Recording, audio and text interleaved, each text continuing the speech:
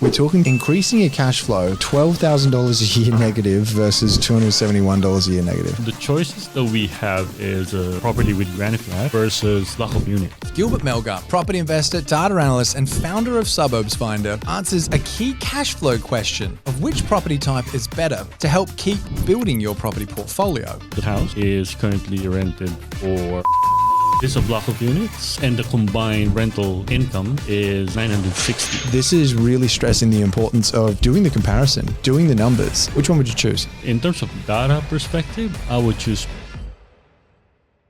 Small unit blocks and granny flat deals can both have amazing cash flow, but have you ever compared to see which one's better? That's exactly what we're doing on this episode. My name's Todd Sloan. This is the Pizza and Property Podcast. This episode's powered by Future Proof Property, Suburbs Finder, and Inside 2. Our show sponsors are what make these episodes possible. More about them in the show notes below. But right now, let's get into my chat with Gilbert Melgar.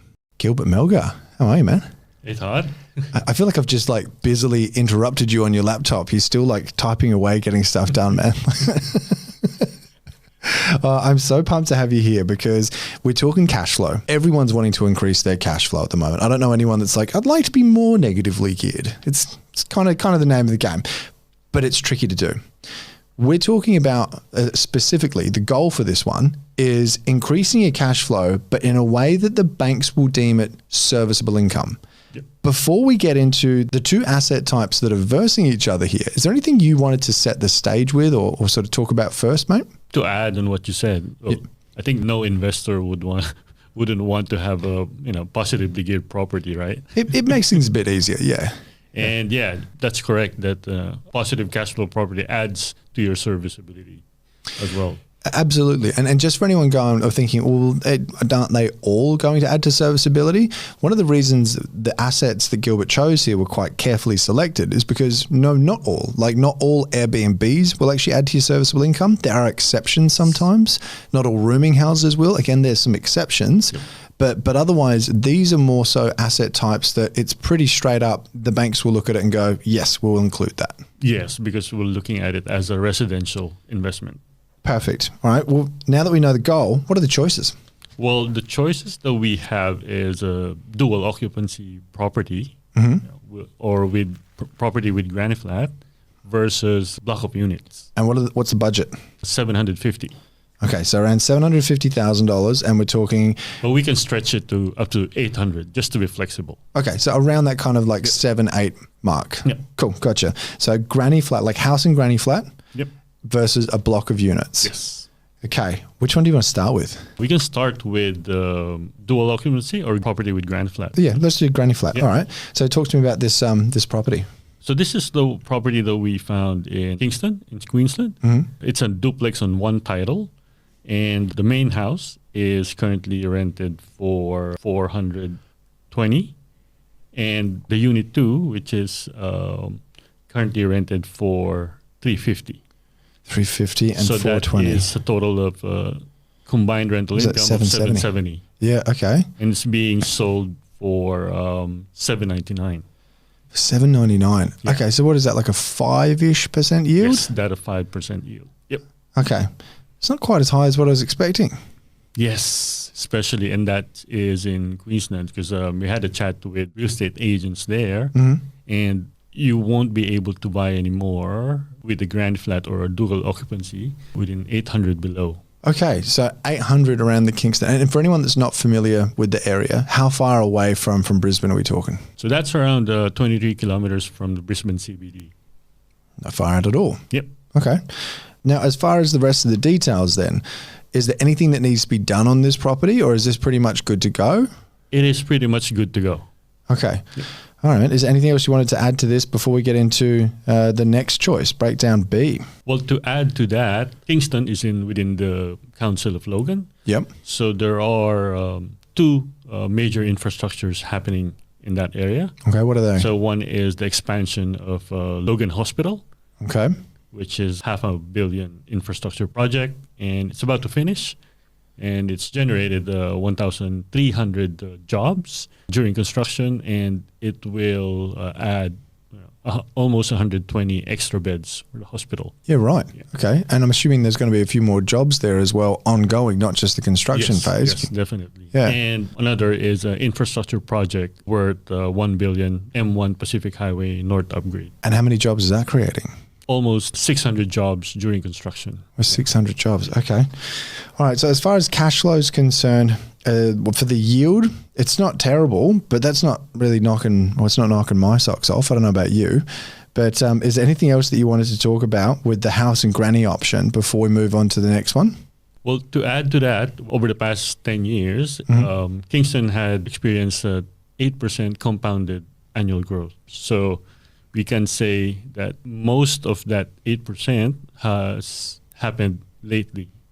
Right. Okay. So most of its growth cycle has really been accelerated in the past few years. Yep. Yeah. Okay. All right, man. What's option number 2 or option B? I don't know. We calling these 1 and 2 or A and B? A and B. A and B. Okay. Let's go option number B. I just said number B again. Sorry.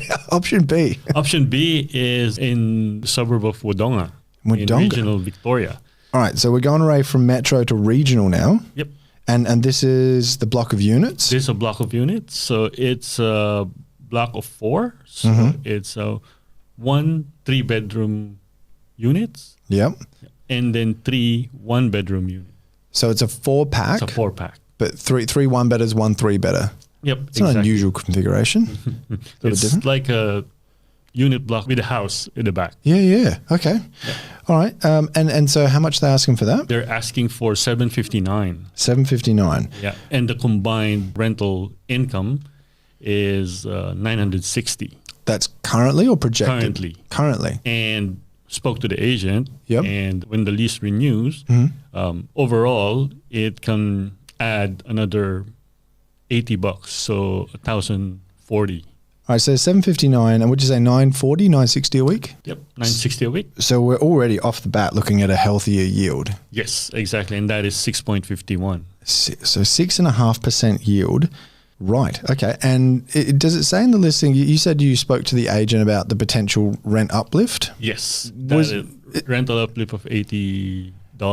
And is that just them kind of trying to make it sound a bit better, or did that sound like that was a genuine that could really? That was happen? a genuine that could really help because the lease is about to renew. Right. So they're adding another increase on the rent without doing anything on the property.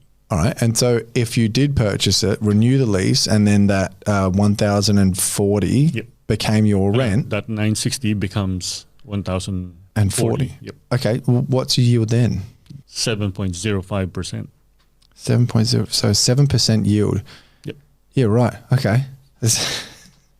All right, man. So the yield's obviously higher for this block of units in Wodonga, but talk to me a little bit about Wodonga.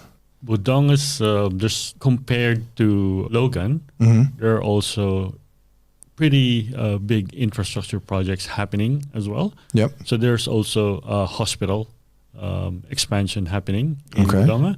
So that's the hospital that they will combine, the one in Wodonga and the one in Albury.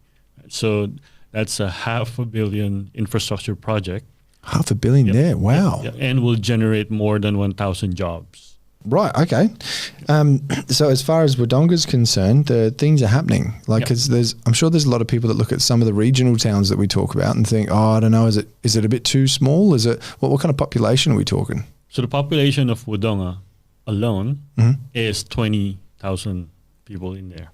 And now, if we include Albury in that, for the whole Albury-Wodonga region, that'll be around 200,000. Wow. So Wodonga is definitely the smaller of the two. Yep. Yeah, okay. And for anyone also just guessing, Wodonga is Victoria, not the New South Wales side, correct? Yes, that is correct. Good. I had to double check that myself. I always get them confused.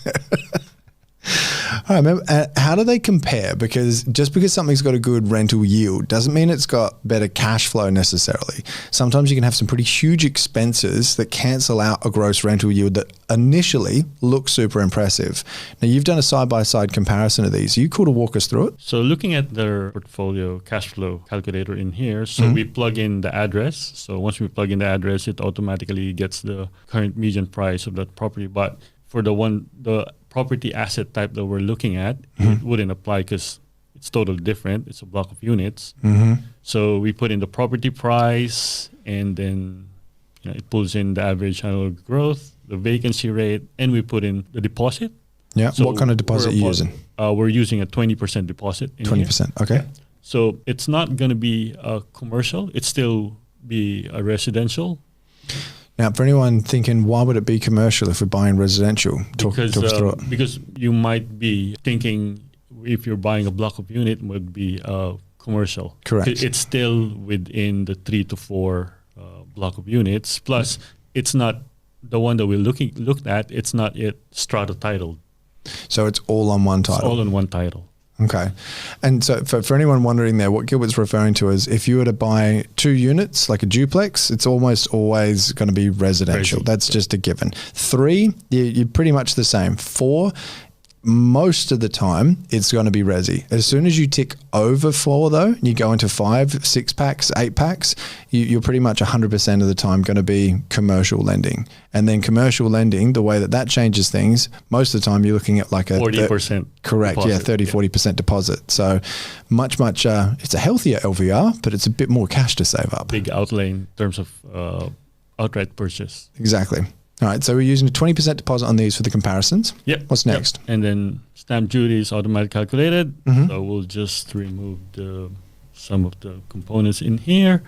And then we can see the purchase cost. So the purchase cost is pretty much identical. It's just 192 grand for Kingston and 204 grand for Wodonga. Okay, so not much in it. Yeah, not much in it. In terms of yield, 4.97 versus 7.05.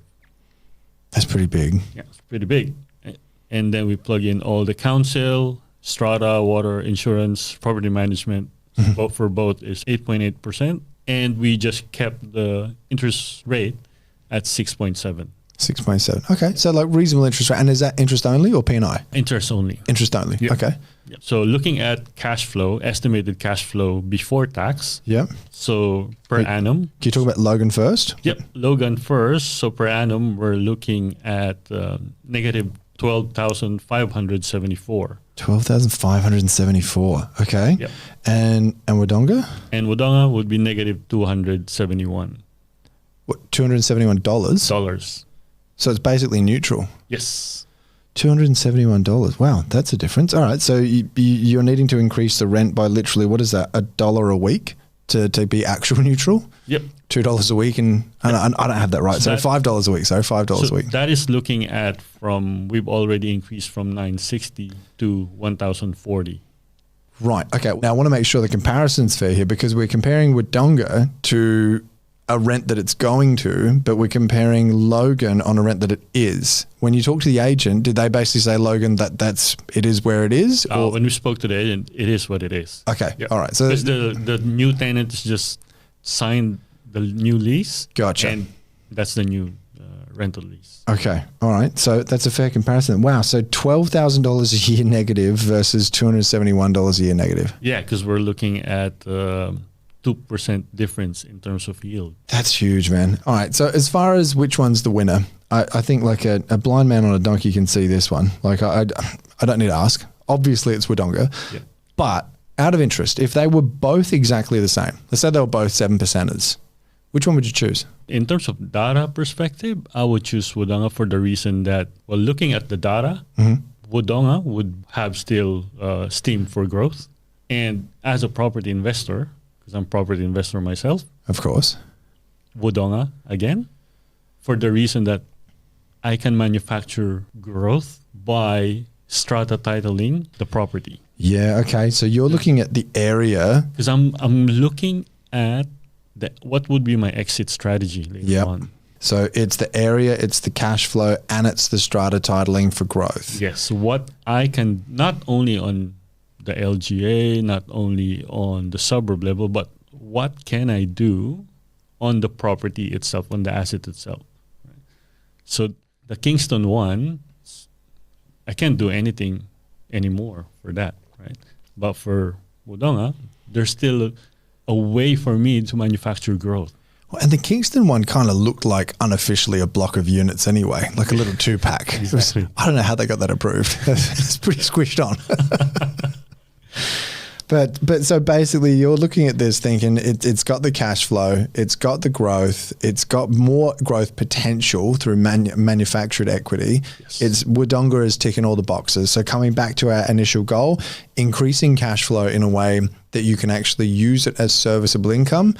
Block of units regionally wins out on this one over house and granny flat in Metro. Yep, exactly. Awesome, man. This has been a good episode. I love this comparison series, but something that I want everyone to really take away from this as well. As much as right now, like the block of units Wodonga has just smashed out the park in the comparison. Gilbert and I were chatting about this beforehand. A year, 2 years ago, this comparison could have been completely the opposite. So this isn't like a blanket rule of like units in Wodonga are always going to be the winner. Yep. This is really stressing the importance of doing the comparison, doing the numbers. So I'm sure you're going to leave a link to the calculator and stuff below. Yep. Yeah, cool.